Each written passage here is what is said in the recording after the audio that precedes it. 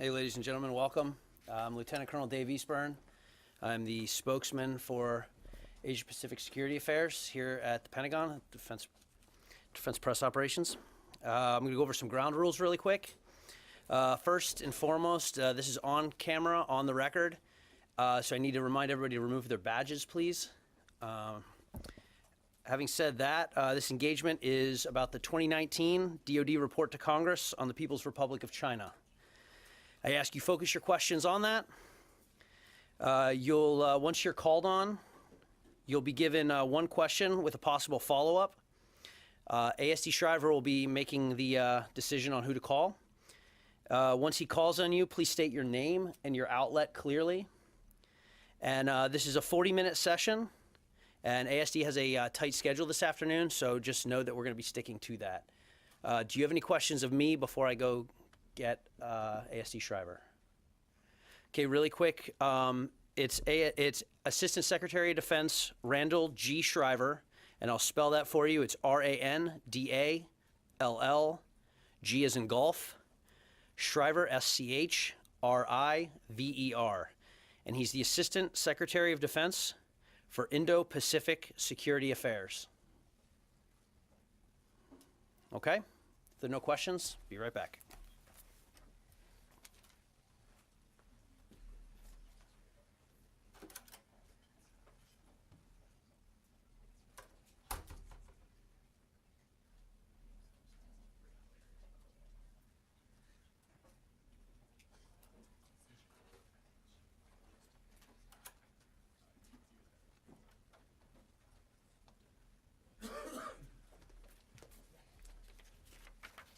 So good morning. I want to thank you all for being here today for the department's brief on the 2019 report on military and security developments involving the People's Republic of China. This annual report is the authoritative statement from the United States government on military and security developments involving China. As the National Defense Strategy lays out, strategic competition with China will be the primary concern for the U.S. national security for years to come. Assistant Secretary for Indo-Pacific Security Affairs Randall Shriver is here to discuss China's security and military strategy with you, and he will provide some opening remarks. I think Lieutenant Colonel Eastburn will help facilitate the engagement this morning. So with that, Secretary. Thank you. Good morning.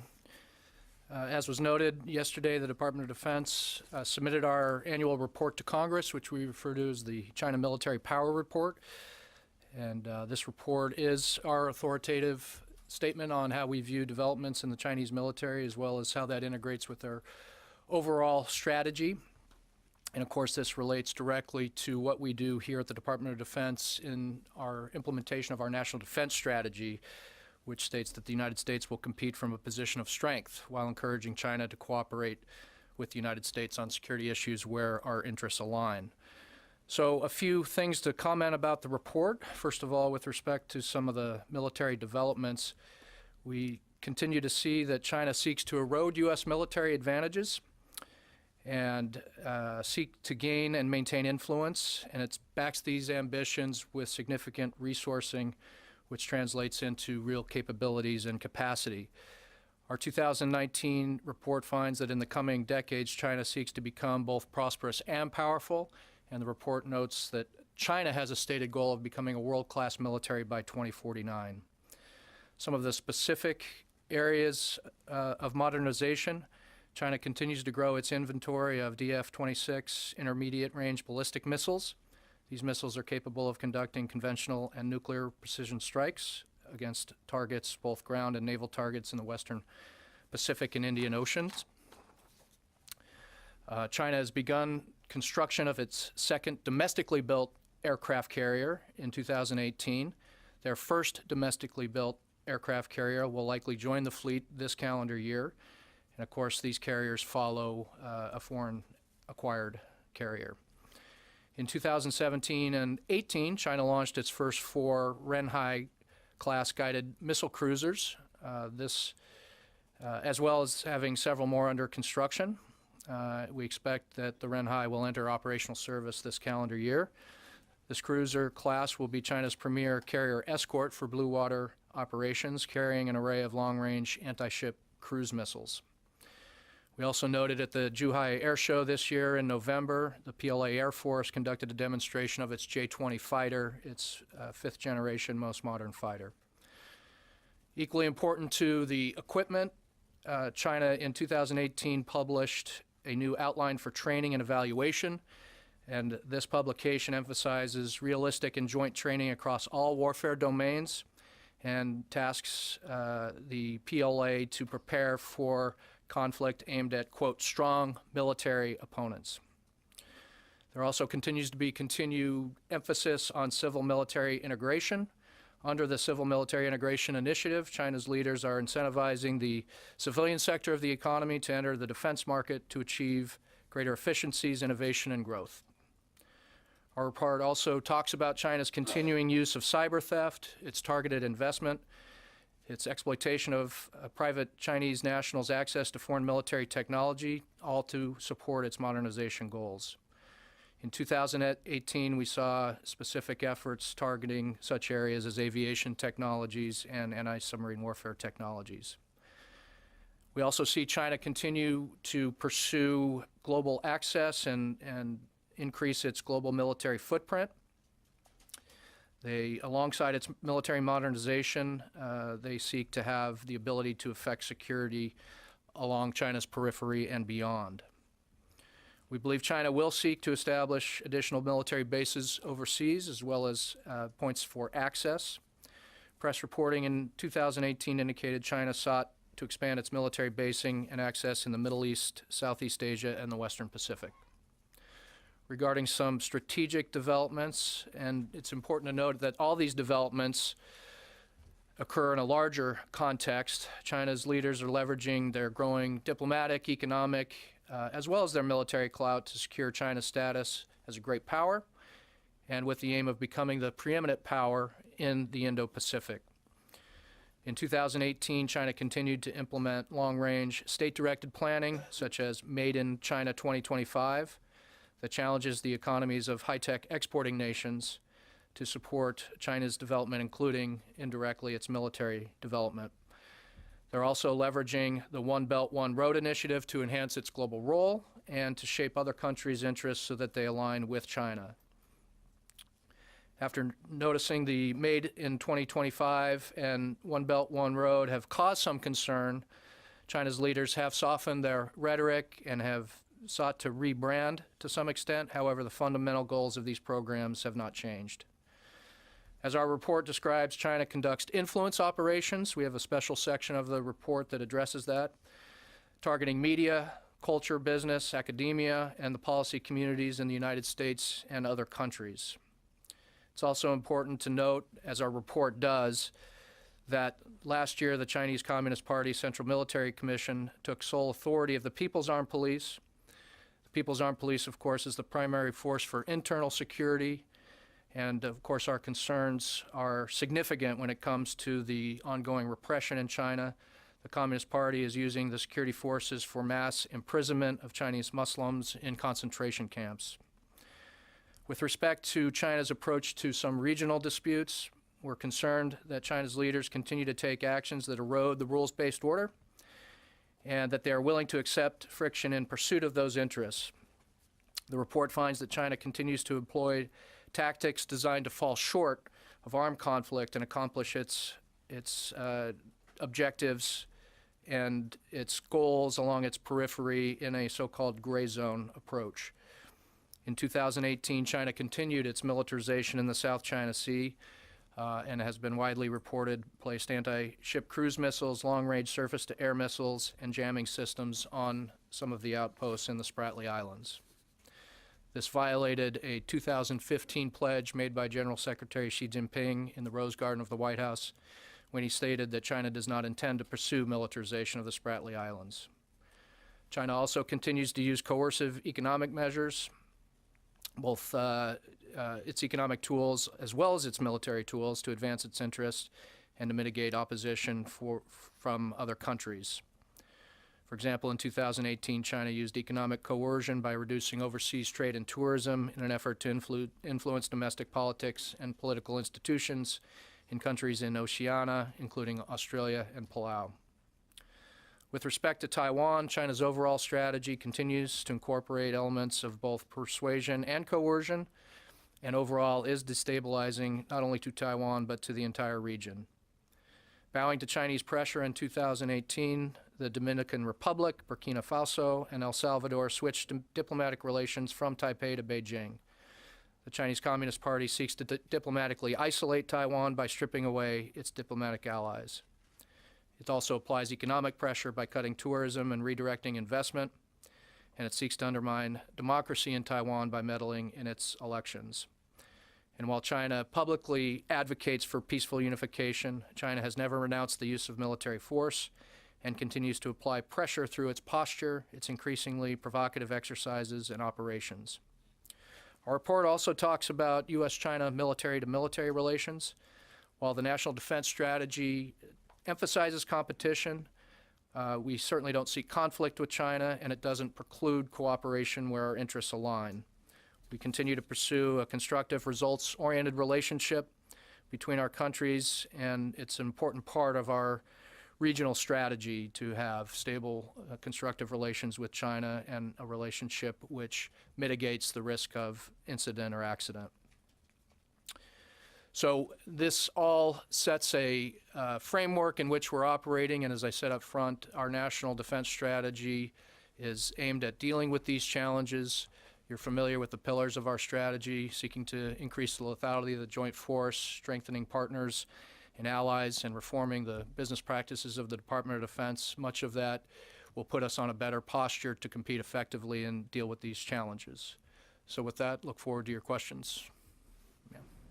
Hi, Lolita Baldor with AP. I just wanted to get your sort of a more detailed assessment on China's cyber activities. The U.S. has, for a number of years now, talked to them, taken steps to try and mitigate some of this. Is it getting worse? Are any of the actions the U.S. is taking having any impact at all? And if not, what can the U.S. do about this to stop the effects on technology stealing? I would say the threat and the challenge is persistent. The Chinese remain very aggressive in their use of cyber. What's changed is our level of awareness and the steps we're taking to reduce our own vulnerabilities and working with partners and allies to do the same. Just two quick questions. One is, you mentioned the Chinese were using concentration camps. Could you explain why you use that terminology? And then also separately on Taiwan, there's been an increase in the pace of transits of U.S. warships through the Taiwan Strait. The French recently participated in an operation. Could you explain what's behind the increasing frequency and the expansion of the types of ships and countries that are participating? On the first point, the detention camps, given what we understand to be the magnitude of the detention, at least 1 million, but likely closer to 3 million citizens out of a population of about 10 million, so a very significant portion of the population. What's happening there, what the goals are of the Chinese government and their own public comments make that a very, I think, appropriate description. With respect to Taiwan, the Taiwan Strait is international water. We transit it as we see fit. The Chinese transit as well, and we don't object to their transits because it's international water for the use of all seafaring nations, and so we'll continue to do that as we see necessary and expect that other countries would do the same as it is international water. Lucas Tomlinson, Fox News. Can you explain in what area of China's military they've made the most gains? They've had a very aggressive modernization effort that goes back at least 2 decades. So they've made progress in a number of areas.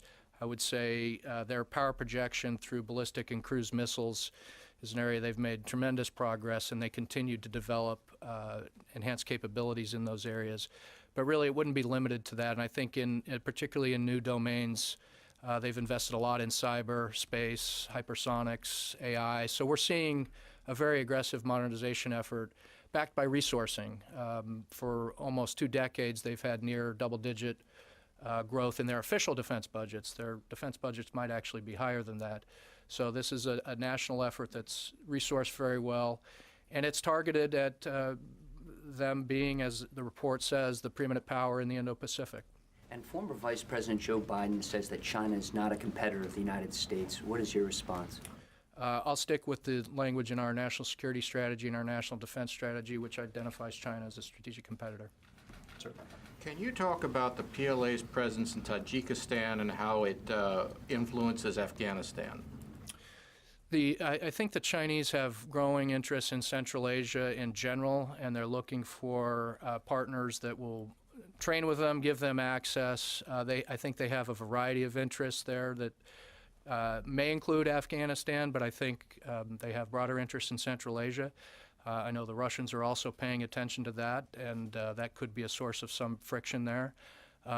We certainly don't begrudge our friends and partners in Central Asia for wanting a relationship with China, but we would suggest that they keep an eye on what China's ambitions actually are and what kind of influence they're trying to exert given increased access. And is the Chinese military strategy to defeat the United States military conventionally, or do they believe they would have to use nuclear weapons in order to do that? I think as our report outlines, the Chinese strategy is to supplant the United States and become the preeminent power in the Indo-Pacific.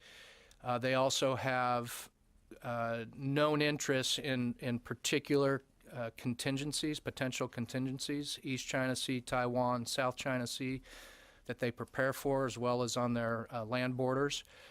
So we think they are directing their efforts at trying to prevail in those known contingencies, and that would likely involve dealing with the United States in some form, given our commitments in the region. So, David. Dave Martin with CBS. Do you expect China to continue militarizing the islands in the South China Sea, and what, if anything, can the U.S. do about it?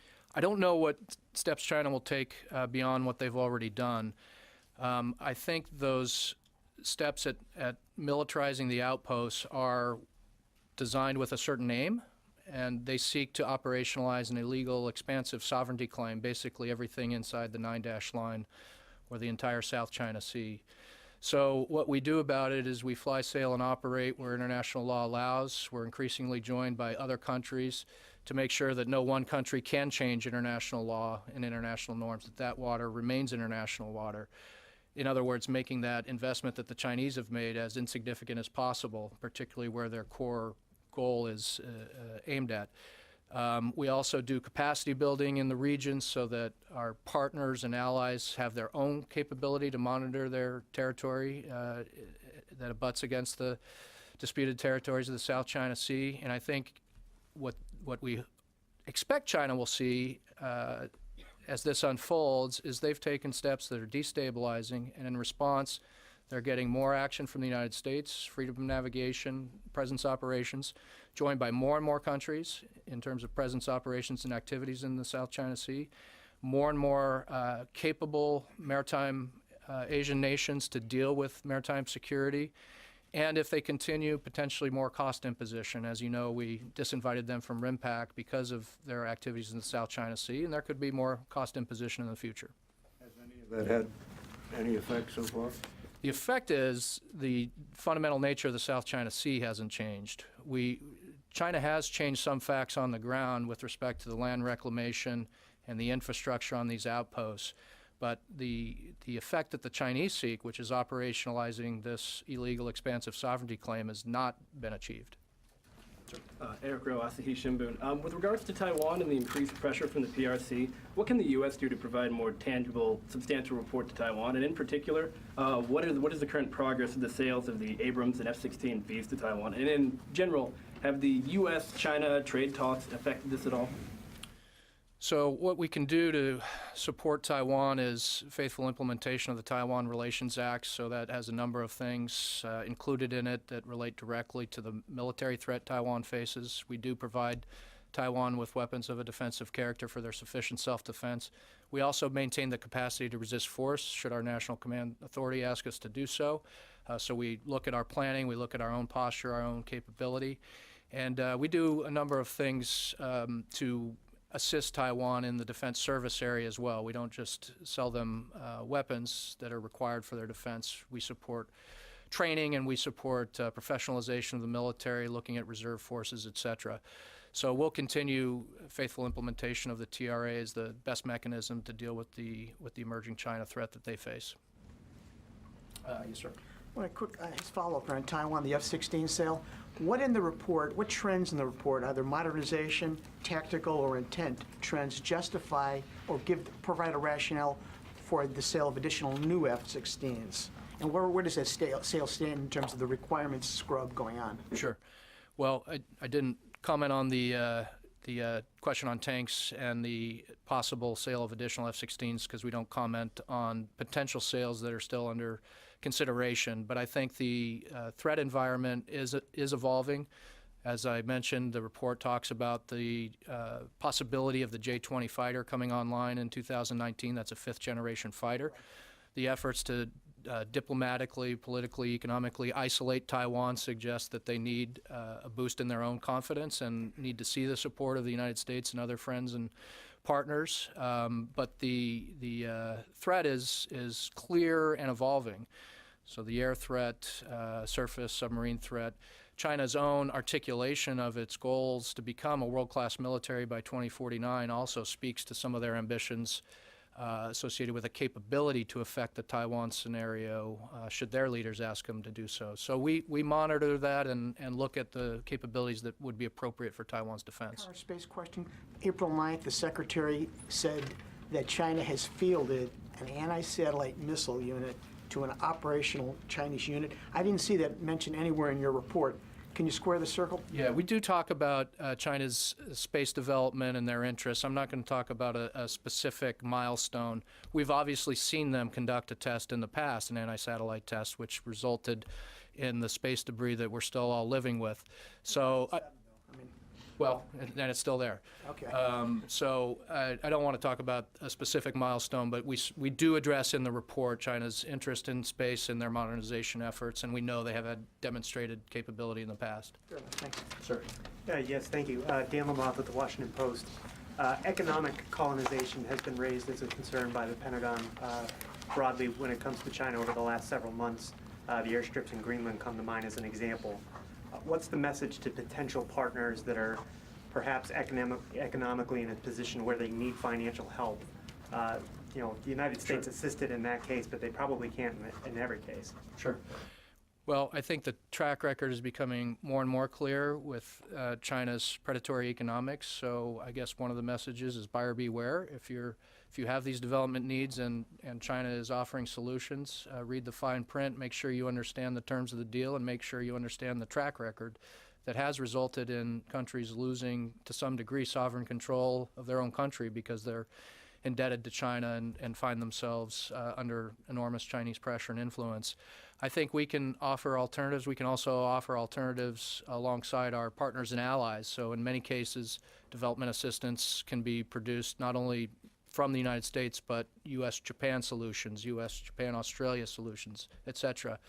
I don't think we're as concerned with the dollar-for-dollar side-by-side comparison with China because what we offer are clean, transparent, scandal-free approaches that benefit the people of the recipient countries, not just a few of the corrupt elites. So we need to brand that and market that in a way that countries understand that the choice isn't just one potential source of financing versus another. It's a qualitatively different approach that benefits their country a lot more.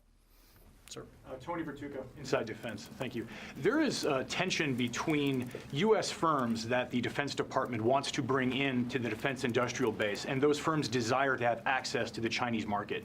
Can you tell us what the department's message is for those companies about doing business in China? Is it either or? What do you have to say to those companies? Yeah.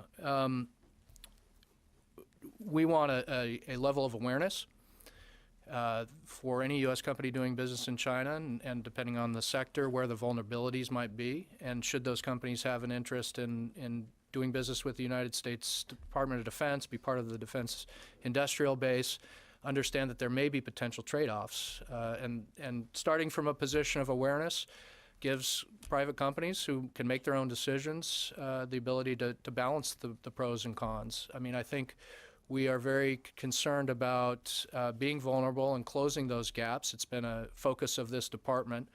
And at some point, there might be discrete decision points that companies have to make. But we start from a position of wanting to have a dialogue and spreading the awareness and making sure that we understand and the companies understand what those trade-offs may be in the future. Thank you. Ma'am. Can you speak a little bit more to the special topic about the Arctic and what that means specifically for the possibility of submarines in that region for deterrence? The report has two special topics, influence operations and the Arctic, and we've seen a lot of recent activity on the part of the Chinese to suggest growing interest on their part in the Arctic. They've released their own policy. They became an observer to the Arctic Council. They refer to themselves as a near-Arctic state. They've announced a polar Silk Road. They are embarking on the construction of new icebreakers. So it looks like there's a lot of ambition, and I think it's probably multifaceted in terms of their objectives, potential access to resources, shipping routes. But you mentioned an area that we will watch, and whether or not that becomes an access point for safe harbor for strategic assets such as ballistic missile carrying submarines. It is a possibility in the future and one we'll watch very closely. Yes, ma'am. Hi, Lara Seligman with Foreign Policy. Can you tell us what efforts are ongoing to potentially bring China into some kind of new arms control pact to you mentioned IRBMs and other types of cruise missiles. So what efforts are being pursued and what progress has been made? Well, our conversation at the Department of Defense has largely been about the destabilizing nature of China's developments and particularly their deployments. If you look at how they're postured with their ballistic and cruise missiles, there's a significant percentage. Admiral Harris, I think, used to say 90% of systems would be non-INF compliant if they were, in fact, in the INF. So we're focused mostly on the destabilizing nature of those deployments, how we can adapt and respond to that environment. We'll work with our interagency colleagues at State Department and the White House if there's an interest in pursuing arms control discussions with the Chinese. Sir. Yeah, just specifically, the report highlights China as the world's fastest growing arms supplier with $10 billion particularly to the Middle East between 2013 and 2017. Just is DoD specifically concerned about China's growing military sales to the Middle East and how that could impact military-to-military ties when you look at, as you said, access or potentially crowding out the market for U.S. supplies that are treaty limited, such as drones, ballistic missiles, other things such as that? Yeah, I think our concerns would be multiple concerns. I think you've mentioned some of them. It's potentially a tool for them to develop closer defense and military ties, potentially for future access. Obviously, in some instances, there is a competitive aspect to it. We have, of course, a process through which we review foreign military sales, foreign military financing, which is pretty rigorous and incorporates a broad variety of factors to include the nature of the regime. China is less disciplined, and so there's a proliferation risk as well to regimes that we would regard as not necessarily responsible. So there's a variety of concerns. I think the report just notes it as a point of fact and something that we'll continue to watch. Yes, ma'am. Amanda Macias from CNBC. As the trade talks continue, and given the U.S. deficit, which is largely financed by the Chinese, and their ambition to develop in the South China Sea, which sees $3.4 trillion in trade, I'm just wondering, in your calculus, how is the U.S. set to compete with China, given everyone's bank account? Sure. So we do talk about a whole-of-government approach in our national security strategy to the China challenge. We're focused, of course, at the Defense Department on aspects of that, and we leave it to our interagency partners to deal with the trade issues and economic issues. I think it is a different environment than when we've competed in the past with other countries or had adversaries in the past, that we do have close economic ties and are very integrated, and so we'll have to take that into account as we pursue this competition. And by the way, when we talk about competition, we don't say enemy, we don't say adversary. Our expectation is we can compete and not spiral into a conflict or any kind of military confrontation. So we have an expectation that we can address the trade imbalances and the unfair trade practices while we're competing in the security sphere. Hi, thanks. Christina Wong with Breitbart News. Can you discuss China's footprint right now in the Arctic? How many icebreakers, patrol boats, research stations do they have right now?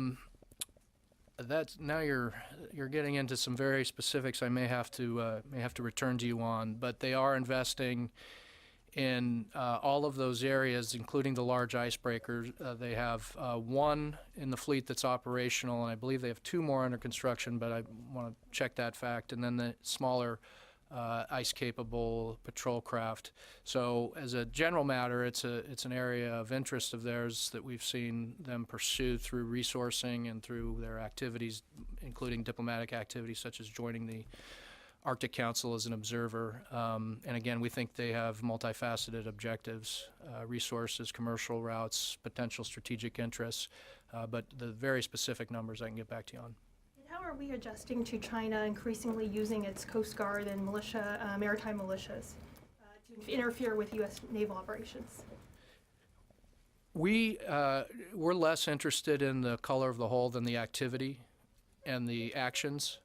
So what we're most interested in is China behaving in a manner that's respectful of international law and norms, and behaving in a manner that is not destabilizing and is more constructive. So we're less interested, again, if it's Coast Guard, maritime militia, or classic gray hull Navy, if the design is to infringe upon the sovereignty of another country, to provoke, with the objective of creating some sort of tension that results in a favorable outcome for them. Any of that is more concerning than the color of the hull.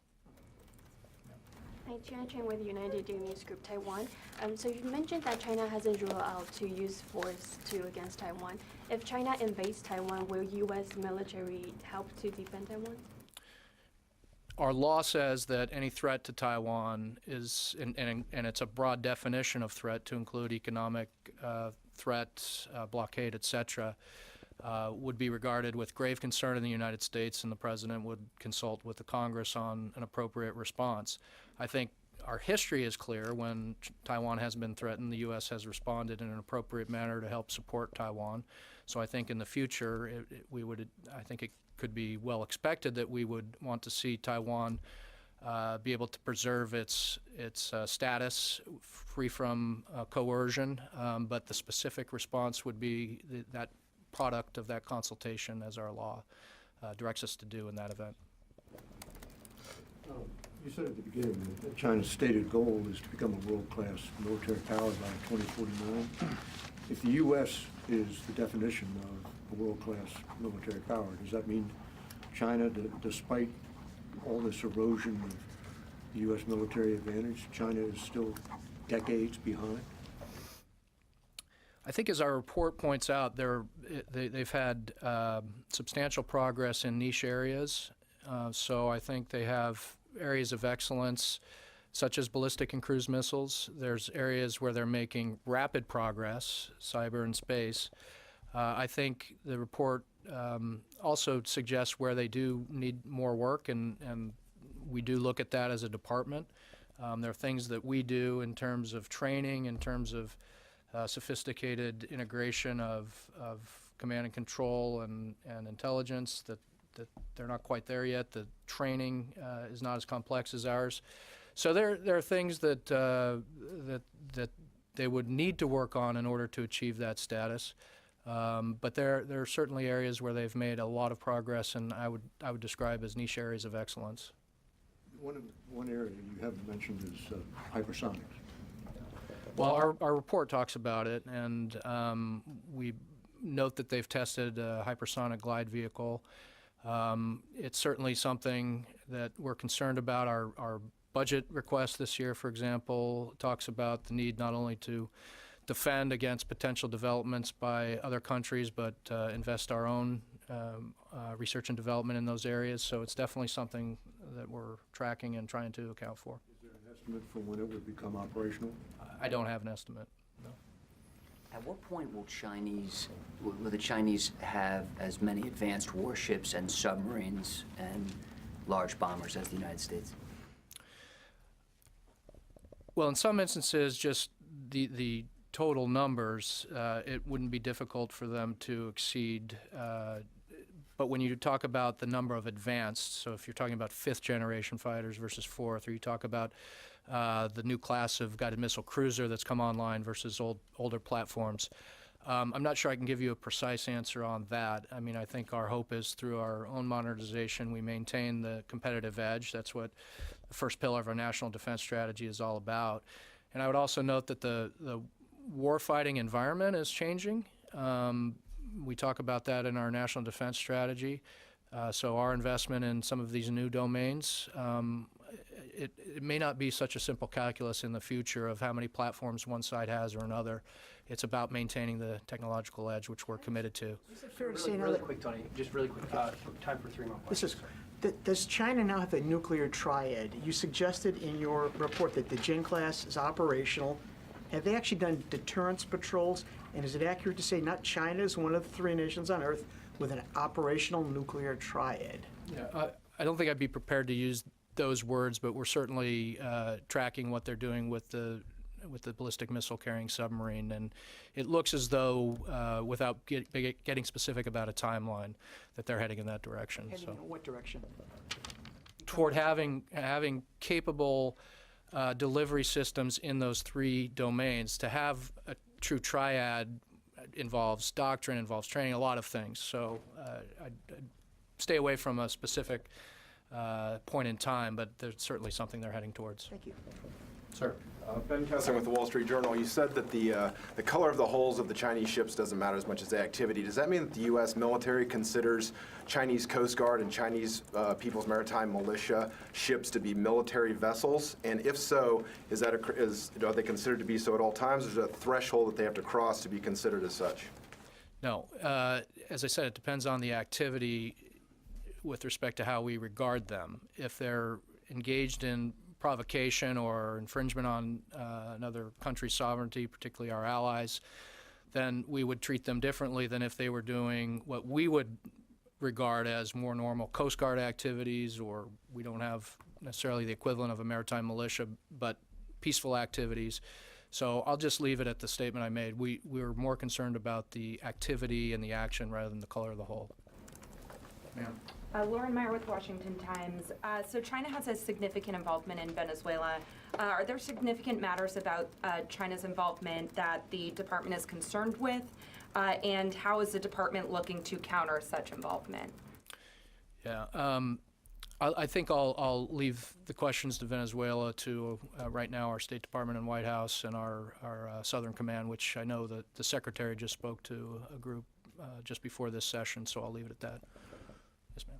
Just a quick question. You mentioned costs for the militarization of the outposts, and that China had not been invited to RIMPAC. Do you see that continuing, that down the road China will not be invited to participate in RIMPAC this year or coming years down the road? And what other, you mentioned other costs. Is there some other type of cost that you see imminent? What I meant in that remark was that cost imposition is sort of part of the toolkit. I don't know that there are any plans to invite China to RIMPAC, the next session of it. But in the toolkit, we can not only do the FONOPS, the presence operations, the capacity building, but cost imposition. And it doesn't necessarily have to be on point. China does something in the South China Sea, we do something in the South China Sea. Cost imposition can be something else as long as we're tying it to their activity in the South China Sea in a way that they understand. All right, ladies and gentlemen, thank you very much for coming out. Thank you, A.C. Shriver. Appreciate your time. If there are follow-up questions that you didn't get to, if someone wasn't called on, please find me after. We'll be back in the workspaces. Thank you. Thanks.